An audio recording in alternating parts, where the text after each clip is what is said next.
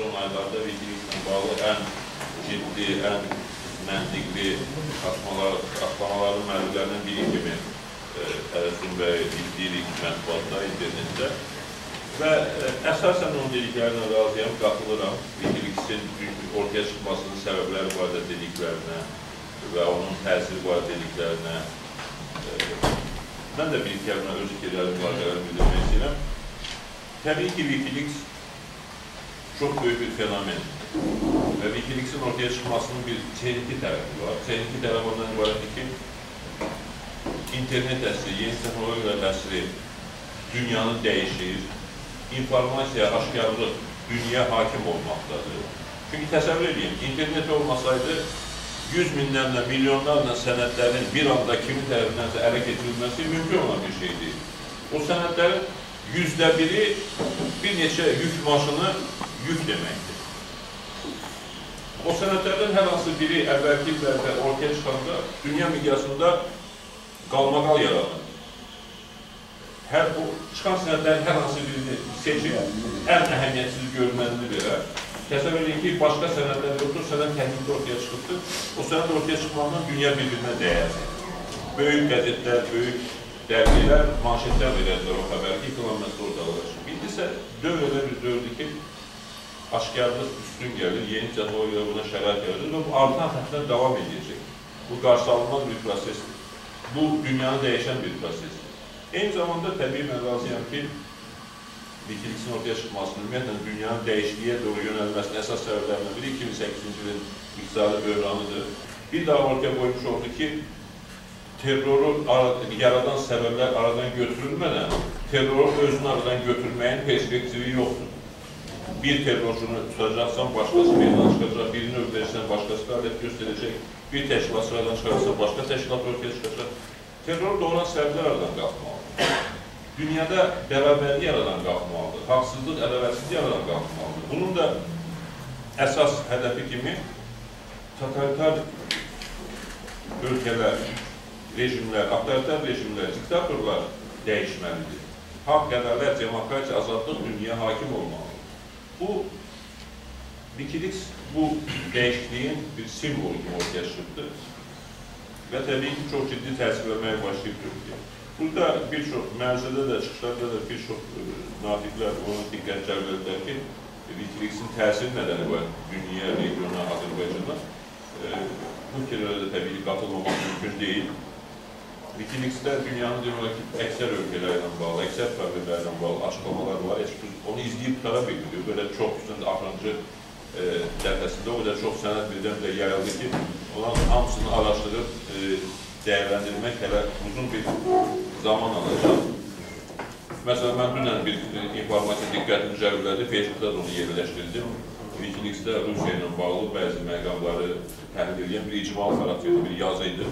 Diqqətimi cəlb elədi ki, orada yazılmışdı ki, deməli 2008-ci ildə Rusiya Gürcüstana təcavüz edəndə bir sıra dövlətlər Rusiyanın Avropa Şurasının çıxarılması, ümumiyyətlə BDP qararından təcrübə olmasına bağlı təkliflər veriblər və konkret göstərilmişdir ki, hansı ölkələr bunu istəyiblər, hansılar isə bunun qarşısında olublar. Yəni, bu qədər maraqlı və rejimləri içeriyən, situasiyaları dəyərləndirən sənədlər ortaya çıxır. Azərbaycanla da bağlı Mehman xanımın sözünə razıyam ki, bu açıq bu aydın bir mesajdır ki, sizi kimin idarə etdiyini biz bilirik. Yəni, bu psixoloji baxımdan çox önemlidir. Biz elə əksəriyyətimiz Wikileaks sənədlərini izləyərkən deyirik, hər biz bunu bilirdik, bundan xəbərimiz var idi. Yəni, bunu belə olacağını biz güman etmişdik, proqnoz vermişdik, bildirmişdik. Bunlar bunu təsdiq edirlər. Ancaq bu çox önemlidir. Bir var ki, hansısa bir faktı biz bilirik. Ancaq bir də var ki, artıq biz bilirik ki, bunu hamı bilir, təkcə mən bilmirəm. Hamı biləndən sonra ona reaksiya edilmək, ona münasibət bildirmək həddindən artıq önəmli bir məqama gəlib çıxır. Dünən burada bizim çox maraqlı bir müzakirəmiz olmuşdu. Güney ilə bağlı, Azərbaycan ideyası ilə bağlı çox realist, çox yaxşı bir təhlil aparılmışdı. Dostumuz, tanınmış analitik Arif Kəskin tərəfindən məruzə edildi və maraqlı çıxışlar edildi. Arif bəy orada Arif Kəskin maraqlı bir söz işlətdi ki, kollektiv xarizma terminini işlətdi Azərbaycan türkləri barədə. İranda yaşayan türklərlə, Azərbaycan türklərlə bağlı işlətdi. Çox önemli bir termindir. Kollektiv xarizma. Yəni, Bu saatı dünyada gedən dəyişikliyin əsas nöqtələrindən biri Azərbaycandır və Güney Azərbaycandır. Azərbaycan türkləri ilə bağlı bir məsələdir. Yadınızdadırsa biz bunu təhlil edirdik, müzakirə edirdik ki, bu dəyişim dövrü ərəb ölkələrində yekunlaşandan sonra bu hara keçəcək? İrana keçəcək, yoxsa MDB-yə keçəcək? Gözəlliyi və özəlliyi bundan ibarət situasiyanın ki, İrana da keçsə, proses xeyli dərəcədə Azərbaycan türkləri nasıl olacaq? MDB məkanına da gəlsə, xeyli dərəcədə Azərbaycan türkləri nasıl olacaq? Müdafiə mövqeyi xeyli dərəcədə İctimai Palatanın məsələyə bağlı verdiyi bəyanatın da istintaq. İkincisi, məsələyə məncə daha geniş çapda yanaşmağı bacarmalıyıq. Bilirsiniz, bayaq dostlara da deyildim. 92-ci ildə biz hakimiyyətdə olan vaxtı Gürcüstanın nümayəndə heyəti gəlmişdi Bakıya. Gürcüstanın baş naziri və digər yetkililər və görüşdülər, problemlərini danışdılar. O vaxt bilirsiniz ki, müharibə gedirdi, Azərbaycanın bir çox problemləri var idi. Amma Gürcüstanda vəziyyət bizdən qat-qat ağır idi, qat-qat daha çətin idi. Və onlar bizdən kömək istəyirdilər, nə bilim, enerji istəyirdilər ki, kerosin, benzin, zat məsələlərini onlara kömək edək. Müəyyən başqa məsələlərə kömək xahiş edirdilər. Biz də elə bəzi burada dostlarımızın da ifadə etdiyim çox pragmatik siyasətçi kimi başladıq ki, bəli, təbii biz başa düşürük problemlərimizi və sizə kömək etməyə barədə düşünəcəyik. Amma bizim də filan problemlərimiz var, filan istəklərimiz var, Gürcüstan da bunu nəzərə almalıdır və s. və s. Belə, çox belə təcrübəli və yetkin siyasətçilər kimi bunlarla danışıqlar apardıq. Bunlar da bir söz demədilər. Dedilər, bəli, təbii ki, siz haqlısınız, problemlər də var, hamısını düşünməliyik və s. və s. Axşam bəy qəbul edik qonaqları. Orada da bunlar Əlfəz bəy qəbul edik. Bunlar başladılar problemlərini danışmağa. Dedilər ki, bəs enerji çatışmazlığı var, vəziyyətçi cəmaatımız, vəziyyət ağırdır, bəs bizə kerasin lazımdır, benzin lazım filan qədər. Bəy soruşu nə qədər lazım, dedilər filan qədər. Bəy nazirlərdən bir də dedi ki, tapşırıqları versinlər. Bunlar ürəkləndilər, dedilər ki, bəs ərzaq problemləri var, filan problem var, behman problemi var. Bəy dedi, nə lazım, nə qədər lazım, dedi filan qədər. O bir nazir dedi ki, tapşırıq versinlər. 30.000 ton taxıl edirsə, az böyük. Və görürsünüz, hətta doğru danışan adamların da şahidi həmişə yanında. Yalancının şahidi Deməli, yəni bu qonaqlar çox belə razı qaldılar, ayrıldılar görüşdən. Görüşdən sonra biz qaldıq, bəzi dostlarımız bəydən soruşmaq ki, bəy, nə məsələdir? Bizim də problemlərimiz var. Dedi, nə istədilər, verdin və sonrası nə olsun? Dedim, qonşudur, ağır vəziyyətdədir. Onlar sənin qonşun evdə gələcək, səndən bir şey istəyəcək. Sən deyəcəksən ona ki, yox, mənim cəmsi bir kilo çörəyim var, yarın qonşu sənə verir, qədər bilmərəm, məndə qalmalıdır. Qonşuya vermərsən də o. Dedilər, axı, bizim də problemlərimiz var. Dedi ki, Gürcüstanla Azərbaycan strateji müttəfiq olmağa məhkum olar. Bu ölkələr bir-birindən uzaqlaşa bilməzlər. Biz onlara nə lazım, hamısını nəzərə almalıyıq. Gürcüstan da bizə nə lazım, hamısını nəzərə alacaq. Bundan heç bir məraşımız olmaz. Təəssüf ki, hakimiyyət dəyişdi sonraki müddətdə və biz qonşularla, Gürcüstanla münasibətləri bəyin dediyi kimi, onun düşüncəsində, onun strategiyasında o zaman bura çatdıra bilmədik. Əliyevlər rejimi gəldi və bütün hər şeyi bərbad etdikləri kimi Gürcüstanla münasibətləri bərbad etdilər. Ancaq sonunda nə oldu? Bugün Gürcüstanla Azərbaycan strateji müttəfiqlər və bir-birlərini eşitməyə, bir-birinin dediyini nəzərə almağa məhkumdular. Yəni, biraz son vaxtlar Azərbaycanda hamımız politologu, hamımız siyasətçi, hamımız hər şey haqqında deyilik, danışırıq. Yaxşı, o zaman heç olmazsa bir şeyi nəzərə alaq ki, biraz məsələ strateji yanaşma lazımdır. Və bu Türk-İsrail məsələsinə bağlı, burada maraqlı fikirlər səsləndi. Ərsun özü çox həddən artıq önəmli bir fikirdir. Çox önəmli bir fikirdir. Dedik ki, Türkiye biz özümüzdür.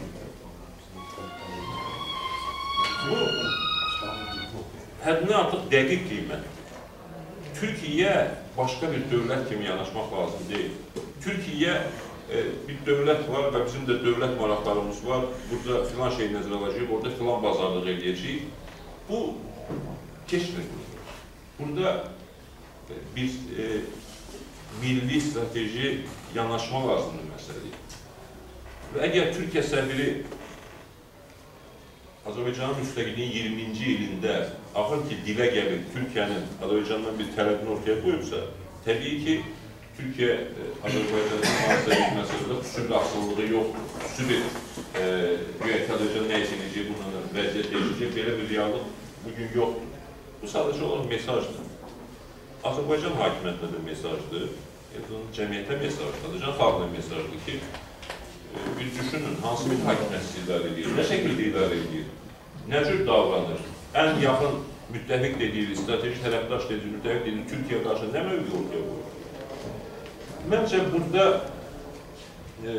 məsələyə yenə də sırf pragmatik siyasət kimi yox, biraz strateji yanaşma lazımdır. Və mən dünənki müsahibəmdə də qeyd etmişdim. Azərbaycan hakimiyyəti Türkiyə rəhbərinin dilindən Türkiyənin bu istəyinə qarşı təcrübə olaraq strateji tərəfdaşlıq şurasının çağırılmalısını təklif etməlidir. Azərbaycanda və yaxud Türkiyədə, Ankara'da strateji tərəfdaşlıq şurası yığılmalıdır. Orada bu məsələyi masaya yatırılmalıdır, danışılmalıdır. Soruşulmalıdır ki, siz İsrail məsələsindən bağlı Azərbaycandan hansı dəstəyə ehtiyacınız var? Bu istəklər eşidilməlidir, onlar müzakirə olunmalıdır. Onların müsbət tərəfləri, çətinlikləri dəyərləndirilməlidir və birgə qərarlar alınmalıdır. Test vetlərdə mənim dediyim təkcə İsrail-Türkiyə məsələsindən deyil, bütövlükdə biz zamanında təklif etmişdik ki, müsavat olaraq təklif etmişdik ki, Türkiyə-Azərbaycan strateji bir tərəfdaşlıq şurası yaradılmalıdır və prinsipial məsələlər orada gündəmə masaya yatırılmalıdır, birgə qərarlar alınmalıdır, birgə məsuliyyət daşınmalıdır, onlar birgə həyata keçirilməlidir. Və bugün də mənə gəlir həmin məqamlardan biridir ki, o addım atılmalıdır və Azərbaycan tərəfi, bəli, mən bu fikirdəyəm ki, bütün bu soyuq, pragmatik, siyasi dərslərdən və dərslərdə deyilənlərdən fərqli olaraq Türkiyə dəstək verməlidir, bir mənasıyla dəstək verməlidir. Ən az onun yanında olmalı, deməlidir ki, məndən istədiyim nədir, istədiyimin hansı səsində mənə gücüm çatır, hansına gücüm çatmaz, açıq şəkildə söhbət etməlidir. Bu oyunlar, bu qapı arxasında boş-boş söhbətlər, üzdə bir millət, iki dövlət deyib, arxada Türkiyənin regionun enerji mərkəzi olmasına qarşı deməklərə son qoyulmalıdır. Aydınlıq olmalıdır, səmimiyyət olmalıdır və Azərbaycanın maraqlarına tam uyğun bir siyasət aparılmalıdır. Təbii ki, Türkiyə ilə birgəlik Azərbaycan maraqlarına tam şəkildə uyğundur. Buna məncə heç bir ciddi təhlilçinin də şübhəsi olmamalıdır. Və mən Ərəbistan Beynəlxalq Birliyindən razıyam ki, bu mərhələ keçici bir mərhələdir və İctimai Palatanın da bəyanatında qeyd olunur ki, biz bunu Türk xalqı ilə yabancı xalqı arasında bir ziddiyyət kimi görürük. Dövlətlərin, hakimiyyətlərin yaratdığı bir problem kimi görürük və çox yəqin ki, İsrailin bu məsələyə yanaşmasında müəyyən dəyişikliklər baş verməlidir və o zaman da bu məsələnin həllinə daha yaxın olacaq, müəyyən bir irəliləyişlər olacaq. Teşekkür ederim. Sizdən bir fikirdə, vaxtımızı almışsınca bir fikirdə demək istəyirəm. Bayaq dedim ki, bizim haqqımızda kollektiv xarizma sözü işləndirdir və bizdən də hərəkət, fədakarlıqlar gözlənilir. Deyəsən o mənbəyə yaxınlaşmaqdadır. Xatırlayırsınız, İctimai Palatanın sessiyaların birində mən demişdim ki, sentyabrın sonunda Brüsseldə Avropa Birliyi ilə şərq tərəfdaşlıq ölkələr arasında asosiasiya üzvlük əməkdaşlıq məsələsinə bağlı müzakirələrin yekunlaşması və sənədlərin imzalanması gözlənilir və Azərbaycan hakimiyyəti üçün prinsipial seçim məqamı olacaq, öz mövqeyini ortaya qoymağa məcbur olacaq. Çünki bu çox ciddi bir sənəddir. Əvvəlki sənədlərdən də əhəmiyyət dərəcədə fərqlənəcəkdir bu ciddi bir məsələdir. Son məlumatlara görə bilirdik ki, Belarus bu prosesdən kənarda qalacaq. Belarus hazır deyil bu sənədi imzalamağa və asosiasiya üzvlük məsələsinə qoşulmağa. Son məlumatlara görə göstərir ki, Azərbaycanın da burada düzgün seçim etməsi və həmin sənədi imzalaması şübhə altına düşübdür. Çünki Azərbaycan hakimiyyəti bundan bütün vəziflə yayılmağa çalışır, buna getməməyə çalışır və faktiki olaraq Azərbaycan hakimiyyəti Azərbaycanın Avro-Atlantik məkana inteqrasiyasına, Avropa inteqrasiyasına daha bir maneə yaratmaq deyəsən mövqeyindədir. Mən istəyirəm ki, ictimaiyyət bu məsələni nəzərə alsın və bir daha bunu dərk edək ki, hamı burada qeyd elədi ki, bu rejimin islahat gözləmək əbəsdir, dəyişiklikləri xalq eləməlidir, cəmiyyət eləməlidir, cəmiyyətin öndə olan hissəsi eləməlidir. Bu məsələlərə İctimai Palat üzvlərinin və ümumiyyətlə bu məsələləri düşünən insanların diqqətini cəlb etmək istədim. Teşekkür ederim.